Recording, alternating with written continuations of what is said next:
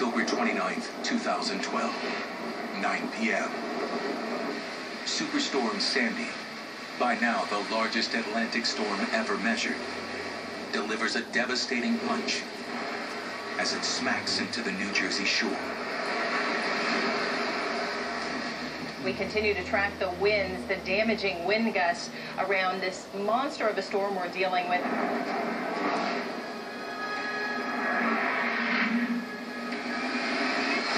The savage storm cuts a 30-mile-long path of destruction across Barnegat Peninsula and then moves on to the mainland.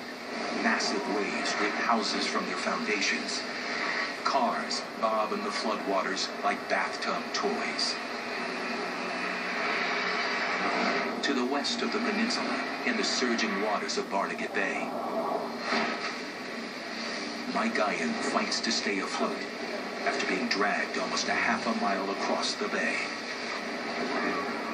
I knew I was in a life and death situation, but I thought I could swim back to the house, but the current was so strong, it kept on bringing me out further and out further. By the time you knew it, the house was a blur. Across the bay on Normandy Beach, Jack Buzzy and his girlfriend Melissa Griffith fear the worst for their neighbor Kathy. The storm has completely demolished Kathy's home. Jack frantically digs through the splintered debris, but finds no sign of Kathy. I started yelling into all these black holes and feeling around. I just knew that she was in bad shape. Jack got back to the house, and he said I couldn't find her. And I remember that moment shaking from the inside out, and tears filled my eyes, and I was just frightened that she had perished. Minutes pass. Then Jack receives a text message relayed by Kathy's brother. She's alive, but she's trapped in a severed section of her home that's been swept down the street by the floodwaters. A text comes that says, "She heard you. She heard you. She's there. You have to go back." Jack ventures back out into the raging storm to rescue their neighbor. There was a big rooftop of a building pushed up against the house, so you couldn't see her. And all the power lines were down. So I used the power line like a tow rope and walked up over the roof and then down the other side. She was standing and she said, "So glad you're here. I knew you'd come."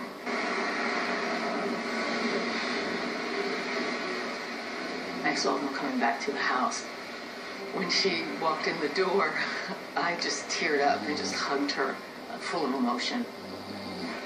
But Sandy's wrath is far from over. Rising floodwater isn't the only danger. 10 blocks to the west of Normandy Beach, gas lines erupt and are burning homes down to their foundations. The sky was so bright because this whole fire was fed by 40 or so gas lines that were going off. It was a very bad area. No longer were we concerned about waves and water. There was fire now. There was like torches with flames, just burning. 9 p.m. The storm surge punches its way across Barnegat Bay to the mainland.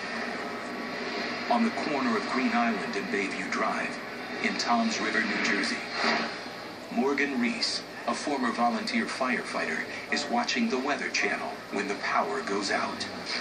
I looked out the front window and saw the water coming through the holes of the baseboard and started coming pretty quick.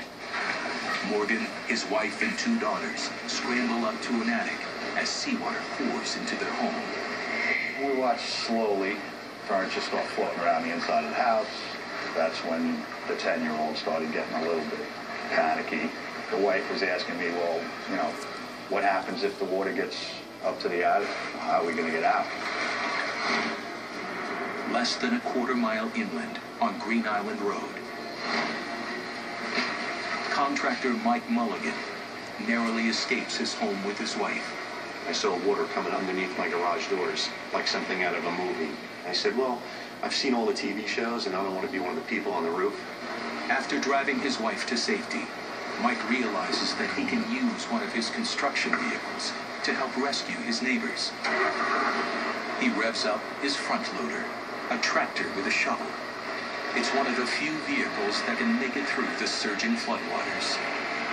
I drove back up to the neighborhood, just basically pulling people out. Less than a half-mile away on Sunrise Boulevard, Frank Vicendesi takes refuge in his parents' home as a river of seawater rushes down his street.